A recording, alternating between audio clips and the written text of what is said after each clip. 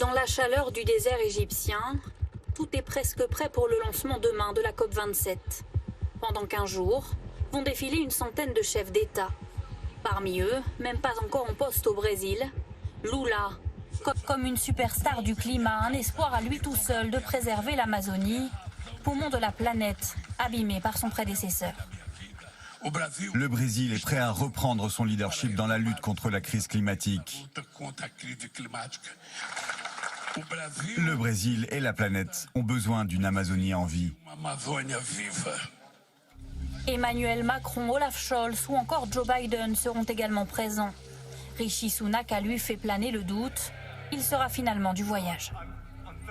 Il n'y a pas de prospérité à long terme sans action sur le changement climatique et il n'y a pas de sécurité énergétique sans investissement dans les énergies renouvelables. C'est pourquoi je participerai à la COP27.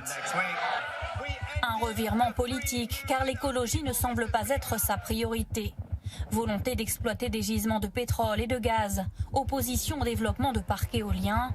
À moitié écolo donc le Premier ministre britannique, poussé pourtant par le nouveau roi à s'investir. Charles III, porte-étendard historique de la cause climatique, privé par le gouvernement de déplacement en Égypte, a organisé hier soir sa propre réception. Loin de tout ça, Xi Jinping ne fera pas non plus le déplacement. Et pourtant, la Chine est responsable de 30% des rejets de CO2. En pleine crise énergétique mondiale, les objectifs environnementaux ne sont plus sa priorité.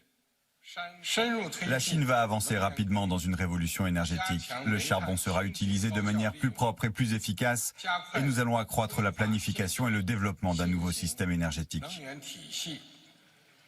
L'absence de la Chine laisse craindre de trop petites avancées face à un climat de plus en plus déréglé. Terribles inondations au Pakistan, 1700 personnes tuées. En Europe, 600 000 hectares de forêts brûlés dans des incendies. Sécheresse et chaleur hors norme en France. Après l'été de tous les records, le thermomètre a explosé en octobre avec des températures 3,5 degrés au-dessus de la normale. Une fois de plus, le patron de l'ONU martèle l'urgence à agir plus vite et plus fort. Les engagements mondiaux et nationaux en matière de climat sont pitoyablement insuffisants. La fenêtre permettant de limiter l'augmentation de la température mondiale à 1,5 degré se referme rapidement. Dans le cadre des politiques actuelles, le monde se dirige vers un réchauffement global de 2,8 degrés d'ici à la fin du siècle. En d'autres termes, nous nous dirigeons vers une catastrophe mondiale. Il y a urgence. Le dernier rapport du GIEC souligne le peu de temps qu'il nous reste pour assurer un avenir vivable à l'humanité. La COP27 sera-t-elle à l'initiative de changements profonds? Les militants du climat dénoncent chaque année un flot de promesses et d'engagements insuffisants. Étant donné les circonstances, les COP sont principalement utilisées comme une opportunité pour les dirigeants et les personnes au pouvoir d'attirer l'attention en utilisant de nombreux types de greenwashing, en mentant, en trichant. Les COP ne sont pas vraiment destinées à changer l'ensemble du système.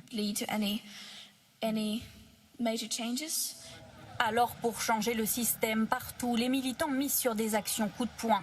Mercredi encore à Paris, des mains collées sur le bitume pour réclamer plus de moyens pour la rénovation thermique des logements. On a besoin de mettre des milliards d'euros sur la table en fait pour pouvoir avancer à un bon rythme sur ces questions, ce qui n'est absolument pas le cas aujourd'hui. Donc nous on est là en fait pour donner de la force, pour mettre un petit peu de pression. En tant que citoyenne, comme vous, comme n'importe qui, c'est un moyen d'agir que j'ai et que je prends en fait. Cet après-midi aussi en Espagne, 2 militantes ont collé leurs mains sur des tableaux de Goya au musée du Prado. 1,5 degré tagué sur le mur, une référence à l'objectif de limitation du réchauffement fixé en 2015 par l'accord de Paris.